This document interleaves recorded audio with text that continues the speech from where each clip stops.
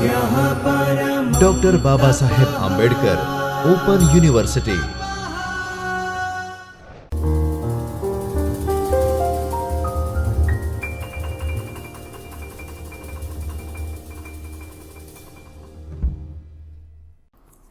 નમસ્કાર તાલીમાર્થી મિત્રો, નેક એક્રેડિએશનમાં A++ મેળવનાર ગુજરાત રાજ્યની સૌપ્રથમ open university doctor Baba Saheb Ambedkar open યુનિવર્સિટીના શિક્ષણશાસ્ત્ર વિભાગમાંથી હું ડૉક્ટર હિના રાવલ આપ સૌનું હૃદયપૂર્વક સ્વાગત કરું છું। તાલીમાર્થી મિત્રો, આજે આપણે ES 203 અધ્યયન અધ્યાપન સામગ્રી વિકાસ, જેમાં બ્લોક 1 યુનિટ 1 અધ્યયતાનો મનોવૈજ્ઞાનિક વિકાસ, જેના વિશે અભ્યાસ કરીશું। તાલીમાર્થી મિત્રો, સંપૂર્ણપણે મનોવિજ્ઞાન ઉપર આધારિત આ પેપરના વિષય વસ્તુનો આપણે આજે અભ્યાસ કરીશું, જેમાં આ એકમમાં આપણે અભ્યાસની જે રૂપરેખા છે એ જોઈએ તો આ એકમમાં આપણે માનવ વિકાસ, તેની વિભાવના, માનવ વિકાસના સિદ્ધાંતો, માનવ વિકાસના પ્રકાર, તેની અવસ્થાઓ, શારીરિક વિકાસનો અર્થ, ગર્ભાવસ્થાનો અર્થ, શિશુ અવસ્થાનો અર્થ, કિશોરાવસ્થાનો અર્થ અને તરુણાવસ્થાનો અર્થ, અને આ તમામ અવસ્થાઓના જે શારીરિક વિકાસના દર્શકો છે એના વિશેનો આપણે અભ્યાસ કરીશું। તો તાલીમાર્થી મિત્રો, માનવ વિકાસ છે કે જ્યારે માનવી છે એક સામાન્ય ગર્ભમાંથી એક વ્યક્તિ બને છે, એ સમય દરમિયાન આ જે માનવ છે એની જે વિકાસની જે પ્રક્રિયા છે એ સતત અને નિરંતર ચાલતી રહે છે। મનોવિજ્ઞાન જે છે એ માનવીના અભ્યાસ કરતું શાસ્ત્ર છે, અને મનોવિજ્ઞાનના અનેક અભ્યાસ પૈકીનું એક છે તે માનવ વિકાસનો અભ્યાસ, જેને આપણે વિકાસાત્મક મનોવિજ્ઞાન તરીકે ઓળખીએ છીએ, અને તેના જ આધારે શૈક્ષણિક મનોવિજ્ઞાન જેવો વિષય અસ્તિત્વમાં આવ્યો કે જેમાં માનવના જે વિકાસ છે તેનો અભ્યાસ કરવામાં આવે છે। વિકાસલક્ષી જે મનોવિજ્ઞાન છે એના આધારે જ મનુષ્યની જે વિકાસની વિવિધ અવસ્થાઓ છે, જેમ કે ગર્ભાવસ્થા, તરુણાવસ્થા, કુમારાવસ્થા, વૃદ્ધાવસ્થા વગેરે જે અવસ્થાઓ છે એ અવસ્થાઓ દરમિયાન વ્યક્તિમાં કયા કયા પ્રકારના લક્ષણો જોવા મળે છે તેનો અભ્યાસ એ આપણે આ એકમમાં કરવાનો છે। સૌપ્રથમ આપણે જોઈએ કે માનવ વિકાસ એટલે શું। માનવ વિકાસની વિભાવના, તો B.F. સ્કિનરે માનવ વિકાસ વિશે કહ્યું છે કે વિકાસ એ નિરંતર અને ક્રમિક રીતે ચાલતી પ્રક્રિયા છે, કે development is the continuous and gradual process, કે એમના કહેવા મુજબ કે જે વિકાસની પ્રક્રિયા છે ક્રમશઃ, ક્રમિક અને સતત ચાલતી રહે છે તેમજ નિરંતર ચાલતી રહે છે। તેવી જ રીતે હલ્લોક કહે છે કે વિકાસ એ વૃદ્ધિ પૂરતો મર્યાદિત નથી, તેને બદલે પરિપક્વતાના લક્ષ્ય તરફ દોરી જતી જે પ્રગતિશીલ પરિવર્તનોની શૃંખલા છે એ વિકાસ એ વ્યક્તિના સંદર્ભે નવીન વિશિષ્ટતાઓ અને નવીન શક્તિઓમાં પરિણમે છે। તેમજ એડરસનના મતે વિકાસ એ માત્ર શારીરિક કે માનસિક શક્તિની વૃદ્ધિનો ઉલ્લેખ કરવા ઉપરાંત બીજું ઘણું બધું સૂચવે છે। વિકાસ એ અનેક કાર્યોનો એકીકરણ એટલે કે જટિલ પ્રક્રિયા છે, કે વિકાસની જે પ્રક્રિયા છે એ ખૂબ જ સંકુલ અને જટિલ પ્રક્રિયા છે। તેવી જ રીતે આપણે જોઈએ, હવે આ જે વ્યાખ્યાઓ છે B.F. સ્કિનરની વગેરે, એ વ્યાખ્યા ઉપરથી આપણને એ ફલિત થાય છે કે વિકાસને નિરંતર ચાલતી પ્રક્રિયા છે। વિકાસ એ સંકુલ ઘટના છે, કોઈ સામાન્ય ઘટના નથી, કારણ કે વિકાસની જે પ્રક્રિયા છે એમાં શારીરિક અને માનસિક એ બંને જે પરિવર્તનો છે એ આપણને જોવા મળે છે। તેવી જ રીતે વિકાસ એ અધ્યયતાનું વર્તનનું પ્રેરક બળ છે। વિકાસ એ અધ્યયતાની પરિસ્થિતિ અને વાતાવરણની તેના પર થતી અસરનું પરિણામ છે। ઉંમર વધવાની સાથે વ્યક્તિના શરીરના વિવિધ અવયવોનું સુગઠન દ્વારા થતા વર્તનના પ્રગતિશીલ પરિવર્તનને આપણે વિકાસ કહીએ છીએ। વિકાસમાં વૃદ્ધિનો સમાવેશ થઈ જાય છે।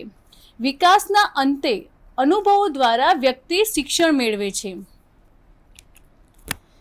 તો તેવી જ રીતે વિકાસ એ પૂર્ણતા તરફની ગતિ કરે છે કે જ્યારે વ્યક્તિ એ નાનું બાળક હોય ત્યાંથી વ્યક્તિ બને છે, માનવ બને છે, તે સમય દરમિયાન તે જે પ્રગતિ કરે છે અને પૂર્ણ માનવ બને છે તે તરફની ગતિ છે. પરંતુ પૂર્ણતાની સ્વયં પ્રાપ્તિ થતી નથી, તેમાં વિશાળ શક્યતાઓ અને સંભાવનાઓ રહેલી છે. વિકાસ એ માનવીના વર્તન થકી અનુભવી શકાય છે. વિકાસનું સીધી રીતે માપન થઈ શકતું નથી, પરંતુ ચોક્કસ પ્રયુક્તિઓ દ્વારા તેની કક્ષાઓ જાણી શકાય છે.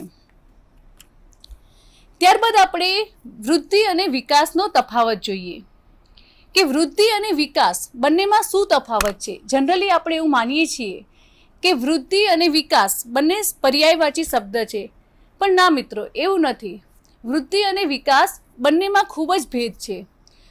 તો એના તફાવત વિશે આપણે સમજીએ કે માત્ર વૃદ્ધિ જે છે એ માત્ર શારીરિક ઘટના છે, તો એની સામે વિકાસ એ શારીરિક ઘટના પૂરતું એનું વ્યાપ્ત નથી, પરંતુ શારીરિક તેમજ માનસિક ફેરફારોના સંયોજનથી પ્રાપ્ત થતી ક્ષમતા છે. બીજું છે, વૃદ્ધિ એ મોટા ભાગે આપણે વારસા પર આધારિત છે કે વારસામાં ઘણીવાર વૃદ્ધિ શારીરિક બાબતો સાથે સંકળાયેલી વસ્તુ છે.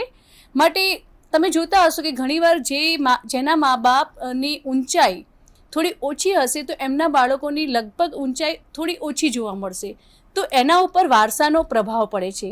તો એની સામે વિકાસની વાત કરીએ તો વારસો અને વાતાવરણ એ બંને પરિબળો આને અસર અને પ્રભાવિત હોય છે. ત્રીજું છે કે જે તે અંગની પરિપક્વતા સિદ્ધ થતાં વૃદ્ધિ અટકી જાય છે, જ્યારે વિકાસ જે છે એ શારીરિક અને માનસિક બંને બાબતો સાથે સંકળાયેલી વસ્તુ છે, માટે એ જે છે એ આજીવન ચાલતી પ્રક્રિયા છે.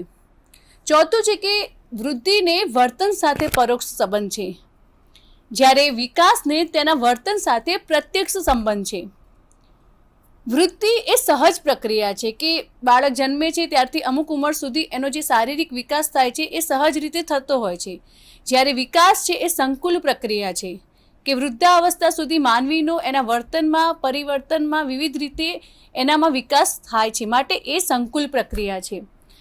શરીરના કોઈ પણ એક ભાગ કે અંગનું પરિવર્તન સૂચવે છે, જ્યારે વિકાસ છે એ સમગ્ર લક્ષી પરિવર્તન સૂચવે છે. કદનું માપ તે વૃદ્ધિ છે, જ્યારે ક્રિયાનું માપ તે વિકાસ છે. વૃદ્ધિનું પરિણામ તરત અનુભવી શકાય છે, જ્યારે વિકાસ અને વર્તન દ્વારા જ અનુભવી શકાય છે. વૃદ્ધિના અંતે આપણને શરીરના જે અંગો છે એની પરિપક્વતા સિદ્ધ થાય છે કે મેં તમને જેમ કહ્યું કે વૃદ્ધિ એ શારીરિક વિકાસ સાથે સંકળાયેલી વસ્તુ છે, જ્યારે વિકાસ એ શારીરિક અને માનસિક એ બંને બાબતો સાથે સંકળાયેલી વસ્તુ છે. તો વિકાસની વાત કરીએ તો વિકાસ એ વર્તન દ્વારા જ અનુભવી શકાય છે. વૃદ્ધિના અંતે શરીરના અંગોની પરિપક્વતા સિદ્ધ થાય છે, જ્યારે વિકાસના અંતે વ્યક્તિના જે અનુભવો છે અને અનુભવો દ્વારા વ્યક્તિ જે શીખે છે, શિક્ષિત થાય છે, તે આપણને જ્ઞાન મળે છે. વૃદ્ધિનું જે માપન છે એ સરળ છે કે કેવી રીતે કે શારીરિક વિકાસ તો શારીરિક વિકાસનું આપણે માપન કરી શકીએ છીએ, પરંતુ જે વ્યક્તિનું જે માનસિક વિકાસ છે એનું માપન કરવા ખાસ સાધનો અને ખાસ જે વિવિધ પ્રયુક્તિઓ છે એનો આપણે ઉપયોગ કરવો જોઈએ.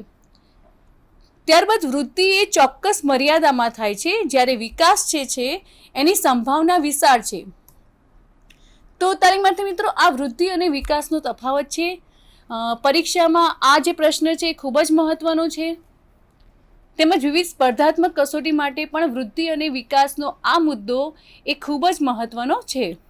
ત્યારબાદ આપણે માનવ વિકાસના જે વિવિધ સિદ્ધાંતો છે એ જોઈએ કે સૌ પ્રથમ તો ભિન્ન ગતિનો સિદ્ધાંત કે તાલીમાર્થી મિત્રો આપ જાણો છો કે બાળકો કે વિદ્યાર્થીઓ એ વિવિધ પ્રકારના હોય છે, તેમની ક્ષમતાઓ પણ અલગ અલગ હોય છે. તો આ જે સિદ્ધાંત છે એ ભિન્ન ભિન્ન ગતિના જે બાળકો છે એના તરફ ધ્યાન દોરે છે કે બધાની જે માનસિક શક્તિ છે એ સમાન હોતી નથી. ઘણી વ્યક્તિનો માનસિક વિકાસ ઝડપી હોય છે, તો કેટલાક બાળકોનો કે કેટલાક વ્યક્તિઓનો માનસિક વિકાસ ધીમો હોય છે, મંદ હોય છે. તો આ જે સિદ્ધાંત છે એ ભિન્ન ગતિનો સિદ્ધાંત કહે છે. ત્યારબાદ નિરંતર વિકાસનો સિદ્ધાંત કે વિકાસ એ નિરંતર ચાલતી પ્રક્રિયા છે. વિકાસ જે છે એ બાળકના ગર્ભાધાનથી મૃત્યુ સુધી નિરંતર ચાલે છે, અને વિકાસની આ જે ગતિ છે એ ગતિ ક્યારે અને ધીમી તો ક્યારેક ઝડપી પણ હોય છે. ત્યારબાદ જોઈએ વિકાસક્રમનો સિદ્ધાંત, કે વિકાસક્રમ આ સિદ્ધાંત અનુસાર બાળકનો ચેષ્ટાત્મક અને ભાષાકીય વિકાસ ચોક્કસ ક્રમ અનુસાર થાય છે. બાળક ક્રમશઃ ઉલટું તથા ઘૂંટણીએ પડવું અથવા તો ચાલતા શીખે છે. જ્યારે બાળક બા, પા જેવા શબ્દોથી શરૂઆત કરી ભાષા વિકાસનો આરંભ કરે છે. જીન પિયાજે પણ એરિક્સન જેવા અનેક મનોવિજ્ઞાનીઓએ જન્મથી માંડીને વિકાસની જે પુખ્ત અવસ્થા છે એ સુધીનો બાળકના વિકાસને ક્રમ આપતા સિદ્ધાંતોની રચના કરેલ છે. હવે જે ચોથો સિદ્ધાંત છે વિકાસનો, તે છે દિશાનો સિદ્ધાંત, વિકાસ દિશાનો સિદ્ધાંત, કે આ સિદ્ધાંત અનુસાર બાળકનો વિકાસ એ રોબસ્ટ દિશામાં થાય છે. એટલે કે સૌ પ્રથમ બાળકનું મસ્તિષ્ક છે અને ત્યારબાદ તેના પગ પરિપક્વ બને છે. જ્યારે બાળક જન્મે છે ત્યારે તે માથું હલાવી શકે છે, ત્યારબાદ ધીમે ધીમે ખભાના સ્નાયુઓ પર પ્રભુત્વ મેળવે છે, ત્યારબાદ ક્રમશઃ તે કોણી હલાવે છે, કાંડું હલાવે છે, હથેળી, આંગળા અને ટેરવા પર કાબુ મેળવે છે. સ્નાયુલક્ષી તબક્કાથી મૂર્ત માનસિક તબક્કા સુધીનો જે બૌદ્ધિક વિકાસ છે એ વ્યક્તિને ચોક્કસ દિશામાં થાય છે. અને આ અંગે જીન પિયાજે એમણે પણ બોધાત્મક વિકાસનો સિદ્ધાંત એમણે આપેલો છે. ત્યારબાદ વ્યક્તિગત ભિન્નતાનો સિદ્ધાંત. હવે આ જે સિદ્ધાંત છે એ એવું કહે છે કે વ્યક્તિઓ અલગ અલગ હોય છે, તેમની શારીરિક, માનસિક, સામાજિક વિવિધ જે કક્ષાઓ છે એમાં પણ ભિન્નતા જોવા મળે છે. કે દાખલા તરીકે છોકરો અને છોકરી, તો બંનેનું જે વિકાસની જે કક્ષાઓ હોય એ ભિન્ન ભિન્ન હોય છે. તો સ્કિનરના મતે પણ વિકાસના જે સ્વરૂપો છે એ વ્યક્તિ વચ્ચે વ્યાપક ભિન્નતાઓમાં પ્રવર્તે છે. છઠ્ઠો સિદ્ધાંત છે કે સામાન્યથી વિશિષ્ટ સિદ્ધાંત, કે બાળક જ્યારે સામાન્ય ક્રિયાઓથી વિશિષ્ટ ક્રિયાઓ તરફ ગતિ કરે છે ત્યારે તે વિકાસ કરે છે. હવે જેમ કે જન્મ સમયે બાળક ચૂસવાની ક્રિયા કરે છે, હલનચલન કરવાની ક્રિયા કરે છે, બાળક રડે છે, આ જે બધી ક્રિયાઓ છે એ સિવાય વસ્તુઓને પકડવી, એને ચાલવું વગેરે જેવી વિશિષ્ટ ક્રિયાઓ છે એ તરફથી તે વિકાસ સાધે છે. કે ક્રમશઃ બાળક શરૂઆતમાં સામાન્ય ઘટનાઓ શીખે છે, ત્યારબાદ વિશિષ્ટ ઘટનાઓ શીખે છે. સાતમો સિદ્ધાંત છે કે વારસો અને વાતાવરણની આંતરક્રિયાનો સિદ્ધાંત, કે સૌથી મહત્વની બાબત છે કે બાળકના શારીરિક માનસિક વિકાસ પર સૌથી વધારે એના વારસાની તેમજ એના આજુબાજુના વાતાવરણની અસર પડે છે, કે જે બાળકોને જનીનમાં એટલે કે વારસામાં પ્રાપ્ત થાય છે. અને કેટલીક બાબતો છે જે બાળક વાતાવરણમાંથી શીખે છે, કે ઘણીવાર કેટલાક બાળકોને જો યોગ્ય વાતાવરણ મળવામાં આવે તો ગરીબ ઘરનું બાળક હોય તો પણ તે ખૂબ જ મોટો માણસ બની શકે છે. તો વાતાવરણ એ બાળક ઉપર ખૂબ જ અસર કરે છે. ત્યારબાદ પૂર્વાગાહીનો સિદ્ધાંત, કે બાળકનો જે વિકાસ છે તેની અવસ્થા અનુસાર નિશ્ચિત ક્રમમાં થતો હોવાથી બાળકના જે વિકાસ અનુસાર તેની અસર તેના વર્તન પર થતી હોય છે. આથી વિકાસક્રમને ધ્યાનમાં રાખીને બાળકના વિકાસ વર્તન અંગે આપણે સહેલાઈથી આગાહી કે પૂર્વાનુમાન કરી શકીએ છીએ. નવમું છે કે સમાન તરહનો સિદ્ધાંત, કે આ જે સિદ્ધાંત છે એ પ્રતિપાદિત કરતા હલ્લોક જણાવે છે કે પ્રત્યેક જાતિ કે પછી માનવ હોય કે પશુ હોય એ પોતાની જાતિના લક્ષણોને અનુસાર વિકાસની તરાહને અનુસરે છે. માનવમાં પણ સમાન અવસ્થામાંથી પસાર થતા બાળકોની વિકાસ તરાહ સમાન હોય છે. જેમ કે આપણે વાત કરી કે તરુણા અવસ્થામાં પ્રવેશતા જે બાળકો છે એ આ અવસ્થા દરમિયાન પોતાનામાં લગભગ ઘણા બધા શારીરિક ફેરફારો અનુભવતા હોય છે. તો આ જે તરુણા અવસ્થાના સમયગાળા દરમિયાન જે બાળકો હોય એમના અંદર ઘણા બધા લક્ષણોમાં સમાનતા જોવા મળે છે.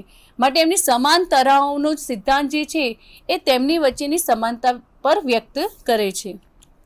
ત્યારબાદ પરસ્પર સંબંધનો સિદ્ધાંત, કે આ સિદ્ધાંત અનુસાર બાળક જ્યારે શારીરિક, માનસિક, ભાવાત્મક, સામાજિક વિકાસ વચ્ચે પરસ્પર સંબંધ હોય છે, કે બાલ્યાવસ્થા, કિશોરાવસ્થા, તરુણાવસ્થા દરમિયાન શારીરિક વૃદ્ધિની સાથે ભાષા, તર્ક, સમસ્યા ઉકેલ જેવા માનસિક કૌશલ્યોનો પણ વિકાસ જોડાયેલો છે. અને 11મો સિદ્ધાંત છે કે એકીકરણનો સિદ્ધાંત, કે આ સિદ્ધાંત અનુસાર બાળક પહેલા પોતાના સંપૂર્ણ અંગને અને ત્યારબાદ અંગોના વિવિધ ભાગો પર કાબુ મેળવે છે.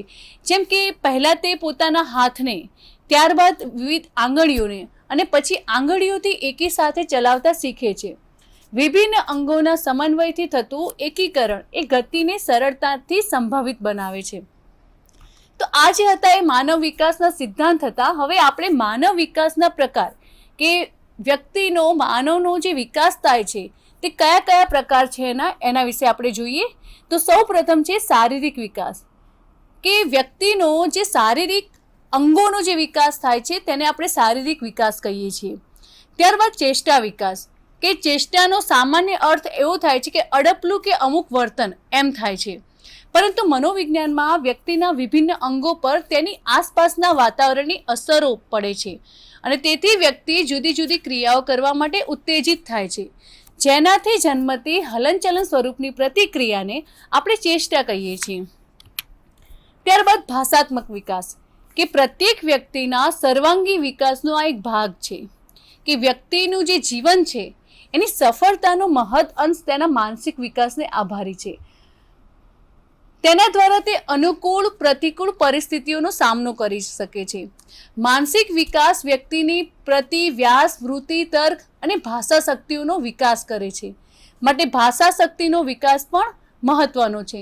ત્યારબાદ ભાવાત્મક વિકાસ, કે દરેક વ્યક્તિની અંદર સંવેદના હોય છે, ભાવ હોય છે, સંવેગો હોય છે અને વ્યક્તિમાં કેટલીક ભાવનાઓ એની ભરતી પણ આવે છે અને ઓટ પણ આવે છે.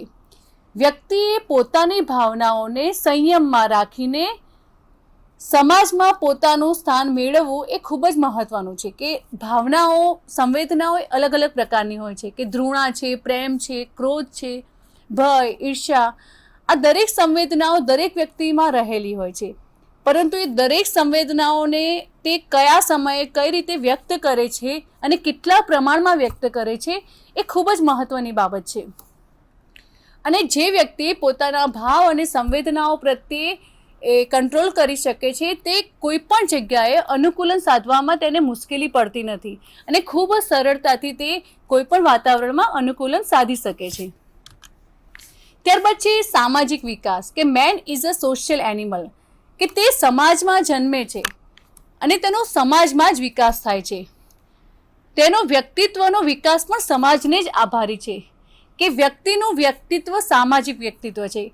કે મિત્રો, ઘણા પ્રકારના માણસો હોય છે. તમે જોશો કે સમાજમાં કે પોતાના આસપાસમાં કેટલાક લોકો ખૂબ જ વધારે પ્રસિદ્ધ હોય છે, તો તેનું કારણ કે તે પોતાની આજુબાજુ રહેલા માણસો સાથે ખૂબ જ સારી રીતે અનુકૂલન કરી શકે છે, વર્તન વ્યવહાર કરી શકે છે અને માટે તે સામાજિક બને છે. એટલે સમાજમાં જે વ્યક્તિ વિકાસ પામે છે તે ખૂબ જ સામાજિક બને છે અને તેને પોતાનું એક વ્યક્તિત્વ ઊભું કરવામાં ખૂબ જ સરળતા રહે છે. તો માનવ વિકાસમાં સામાજિક વિકાસ પણ મહત્વનો છે. ત્યારબાદ સૌંદર્યલક્ષી વિકાસ, કે દરેક વ્યક્તિની અંદર સુંદરતાનો ગુણ રહેલો છે, એની અંદર સૌંદર્યલક્ષી મૂલ્યો પણ રહેલા છે, કે સ્વચ્છતા, સુઘડતા, સૌષ્ઠવ, લયબદ્ધતા, સંવાદિતા, સમન્વય, સુરુચિ જેવા જે સદગુણો છે એની મદદથી તે કેળવાય છે. જેમ કે આપણે જોઈશું કે કવિ જે છે, લેખકો છે, સાહિત્યકાર છે, નર્તકો છે, તો તેમના વર્તન વ્યવહારમાં પણ એ પ્રકારની સુંદરતા આપણને જોવા મળે છે. ત્યારબાદ નૈતિક વિકાસ, કે મન અને આત્માની જે કેળવણી છે એના વિકાસ થકી નૈતિક વિકાસ થાય છે. કે નૈતિક વિકાસ જે તે સમાજની સંસ્કૃતિ, કુટુંબના મૂલ્યો વગેરે પર આધાર રાખે છે. સદવૃત્તિ, સદવ્યવહાર, સદાચાર, સમર્પણ, ત્યાગ, પ્રેમ, કરુણા, પ્રામાણિકતા, ચરિત્ર જેવા જે સદગુણો છે, જે નૈતિક મૂલ્યો છે એનો વિકાસ પણ થાય છે. 8મું છે આધ્યાત્મિક વિકાસ, કે માનવ વિકાસમાં સૌથી મહત્વનું અને સૌથી ઉત્તમ કક્ષાનો જે વિકાસ છે તે છે આધ્યાત્મિક વિકાસ, કે સર્વ વિકારોથી ટોચ પર આ વિકાસ છે. નૈતિક વિકાસ એ આધ્યાત્મિક વિકાસની પૂર્વ ભૂમિકા છે. નૈતિકતા, આત્મ સાક્ષાત્કાર વગેરે જેવા ઘટકો થકી આધ્યાત્મિક વિકાસ સાધી શકાય છે. હવે આપણે માનવ વિકાસની જે અવસ્થાઓ છે એના વિશે અભ્યાસ કરીએ, પણ એ પહેલા શારીરિક વિકાસ, કે શારીરિક વિકાસ વ્યક્તિનો જેમ સમય વધે છે, ઉંમર વધે છે, તેમ તેનો શારીરિક વિકાસ થાય છે. તેની ઊંચાઈ, તેના બાહ્ય આકારો વગેરે પ્રમાણે તેનો શારીરિક વિકાસ થાય છે. હવે માનવ વિકાસની જે અવસ્થાઓ છે તેની વાત કરીએ, કે વ્યક્તિ સતત વિકાસ પામે છે. લોકમાન્યતા અનુસાર સામાન્ય રીતે જે વ્યક્તિ છે એના જીવનની 3 અવસ્થાઓ છે. હવે આ અવસ્થામાં બાલ્યાવસ્થા, યુવાવસ્થા અને વૃદ્ધાવસ્થા, પરંતુ વર્તમાન મનોવિજ્ઞાનના મતે જીવનને વિવિધ વિકાસ તબક્કાઓ કે અવસ્થાઓમાં વિભાજિત કરવામાં આવે છે. હવે આ અવસ્થાઓ કયા પ્રકારની છે એ જોઈએ આપણે. કે સૌપ્રથમ ગર્ભાવસ્થા, કે જેનો સમયગાળો છે 0 થી 9 મહિના. ત્યારબાદ શિશુ અવસ્થા, કે 6 વર્ષ સુધીનો એનો સમયગાળો છે. કિશોરાવસ્થા 6 થી 12 વર્ષનો સમયગાળો. તરુણાવસ્થા 12 થી 20 વર્ષનો સમયગાળો. યુવા અવસ્થા 20 થી 40 વર્ષ. વૃદ્ધાવસ્થા 40 થી 60 વર્ષ. અને પ્રૌઢાવસ્થા એટલે કે 60 થી ઉપર જેના વર્ષ થાય છે, જેની ઉંમર થાય છે, એ લોકો પ્રૌઢાવસ્થામાં આવે છે. ત્યારબાદ આપણે આ એકમમાં જે આપણે ગર્ભાવસ્થાથી જે તરુણાવસ્થા છે એની આપણે વાત કરવાના છીએ. કે આ અવસ્થામાં જે વિવિધ દર્શકો છે, જે વિવિધ તરાઓ છે, એના વિશે આપણે અભ્યાસ કરીશું. સૌપ્રથમ આપણે જોઈએ ગર્ભાવસ્થા, કે જેનો અર્થ છે કે ગર્ભાવસ્થા એટલે શું? કે જ્યારે માતા ગર્ભ ધારણ કરે છે ત્યારથી આ અવસ્થાની શરૂઆત થાય છે. એક કોષમાંથી ગર્ભ અને તેમાંથી ભ્રૂણ બનવાની ક્રિયા એ આ અવસ્થામાં જોવા મળે છે. હવે આ જે સમયગાળો છે એ જન્મ પૂર્વેથી લગભગ 9 થી 10 માસનો હોય છે. કે માતાનું જ્યારે ગર્ભાધાન થાય છે એ આ અવસ્થાનો પ્રારંભ છે. અને માતાના ગર્ભમાં બાળક જ્યારે 9 મહિના સુધી રહે છે એ સમયગાળો એ આ અવસ્થાનો છે. કે આ અવસ્થા દરમિયાન બાળકની શારીરિક વૃદ્ધિ એ સૌથી વધુ થાય છે. કે એક નાના બીજમાંથી એક બાળકનું સ્વરૂપ લેવું, એ સમયગાળા દરમિયાન બાળકનો મોટાભાગનો વિકાસ આ સમયગાળામાં થઈ ગયો હોય છે. તો આ શારીરિક વૃદ્ધિનો આધાર એ માતાના સ્વાસ્થ્ય પર રહેલો છે. કે આ ઉપરાંત માતાની ભોજનની જે ટેવો છે, તેની પરિપક્વતા છે, પ્રવૃત્તિઓ વગેરેની અસર એ ગર્ભ પર પ્રત્યક્ષ કે પરોક્ષ રીતે થાય છે. હવે શારીરિક વિકાસના જે દર્શકો છે કે ગર્ભાવસ્થા દરમિયાન ગર્ભ મુખ્યત્વે અંકુરાવસ્થા, ગર્ભ અવસ્થા, ભ્રૂણ અવસ્થામાંથી પસાર થાય છે. કે મુખ્યત્વે આ 3 અવસ્થાઓમાંથી જે ગર્ભ છે એ પસાર થાય છે. હવે આ અવસ્થા દરમિયાન શારીરિક વિકાસના જે દર્શકો છે એના વિશે આપણે જોઈએ. કે સૌ પ્રથમ છે અંકુરાવસ્થા, કે જ્યારે ગર્ભ ધારણ થાય છે અને 2 અઠવાડિયા સુધીનો સમયગાળો, કે પુરુષના જે શુક્રાણુ છે એનાથી સ્ત્રીનું અંડબીજ ફલિત થાય છે, જેને ઝાયગોટ કહે છે. અને લગભગ 24 થી 36 કલાક બાદ કોષ વિભાજન શરૂ થાય છે. હવે ઝડપી કોષ વિભાજનના કારણે બ્લાસ્ટોસાઇટ નિર્માણ પામે છે.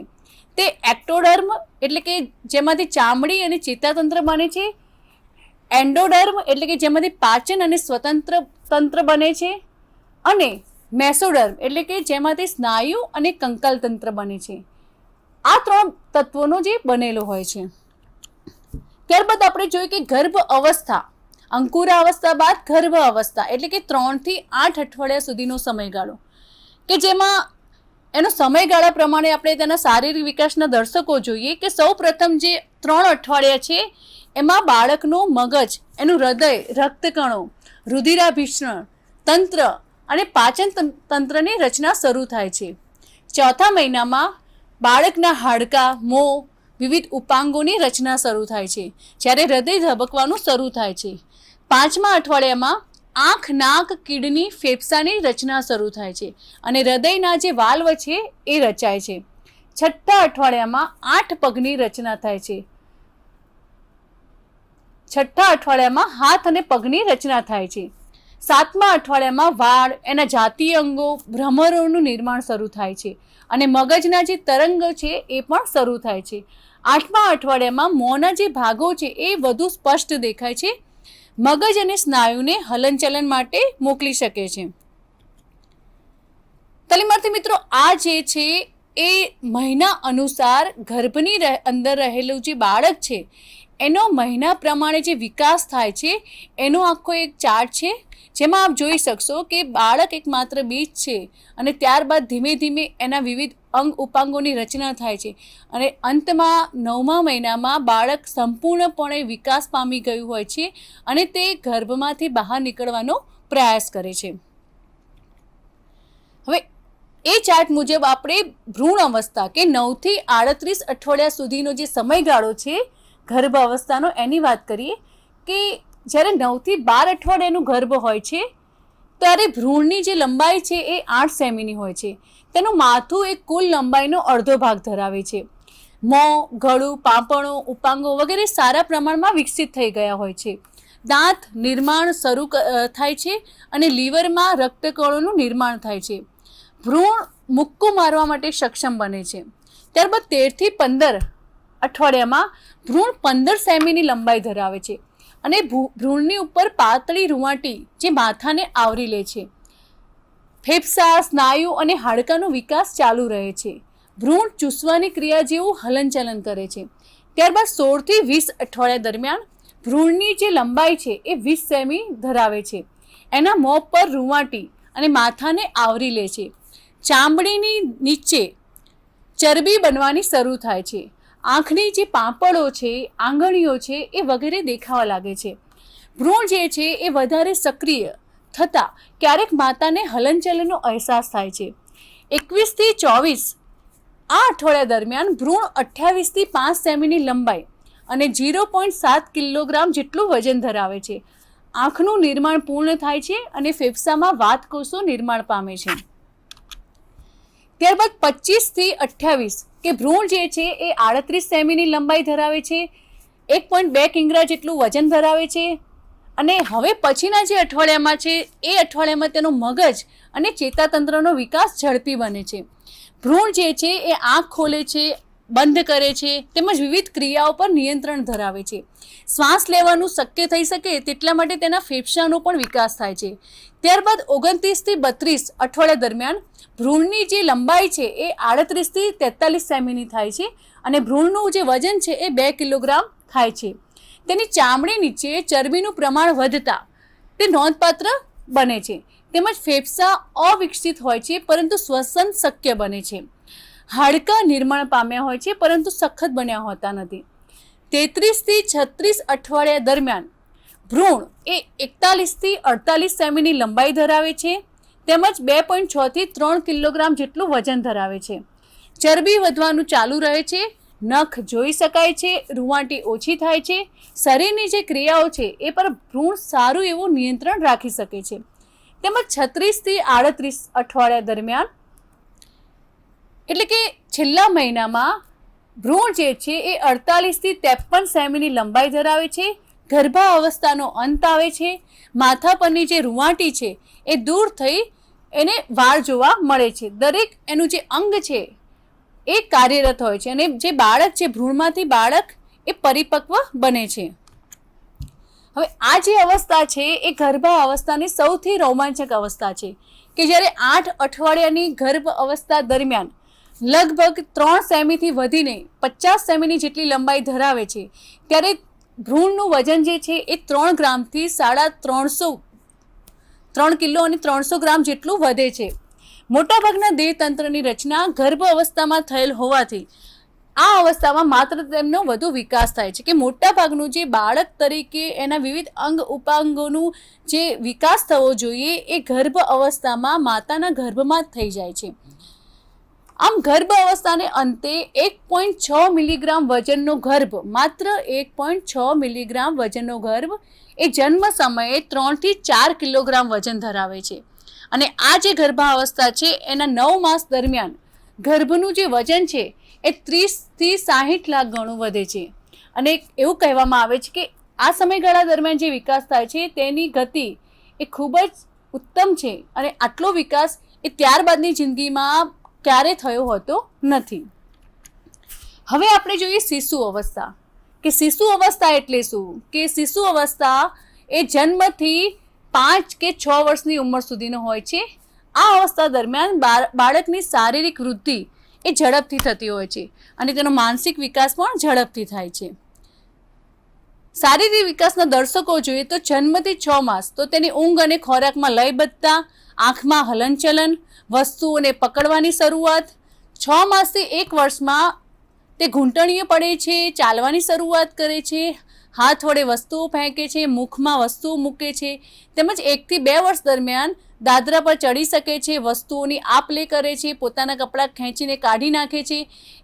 એ ઉપરાંત 2 થી 3 વર્ષ દરમિયાન કિક મારે છે, નાના પદાર્થોને આમ તેમ ફેરવે છે, પોતાની જે શૌચ ક્રિયા છે તેના પર કાબૂ મેળવે છે. 3 થી 4 વર્ષ દરમિયાન પણ તે 3 પૈડાવાળી સાયકલ પર બેસવાનું શરૂ કરે છે, પોતાના કપડાં જાતે પહેરે છે, તેવા વિવિધ કાર્યો કરે છે. એ જ રીતે એનો વિવિધ અવસ્થામાં વિકાસ થાય છે. ત્યારબાદ કિશોરાવસ્થા કે લગભગ 6 વર્ષની ઉંમરથી થાય છે. આ અવસ્થા છે 6 થી 12 વર્ષની છે અને આમાં બાળકમાં જિજ્ઞાસા વૃત્તિ હોય છે. તેનો શારીરિક વિકાસ અહીં મંદ પડે છે, તેનામાં તર્ક શક્તિ વિકસે છે, સંચય વૃત્તિ પણ ધીમે ધીમે વિકસે છે. તેનો સમયગાળો જોઈએ શારીરિક વિકાસના દર્શકો તો 6 થી 7 વર્ષ, જેમાં બાળક ઉત્સાહી બને છે, જોશીલો બને છે, એને વિવિધ રમતો રમવાનું પસંદ પડે છે, ક્યારેક તે અતિ ઉત્સાહમાં કોઈ કામ કરવા જાય છે. 7 થી 8 વર્ષ દરમિયાન તે થાકીને લોથપોથ થઈ જાય છે, તેમજ પ્રવૃત્તિમય રહે છે, હાથ અને નખનું સંકલન કરે છે. 8 થી 9 વર્ષમાં તે ખૂબ જ વ્યસ્ત અને ક્રિયાશીલ રહે છે, અવારનવાર વગાડી બેસે છે, તેને ભૂખ ઉઘડે છે, અન્યના મોં બનાવવા, ચાળા પાડવા વગેરે ક્રિયાઓ કરે છે.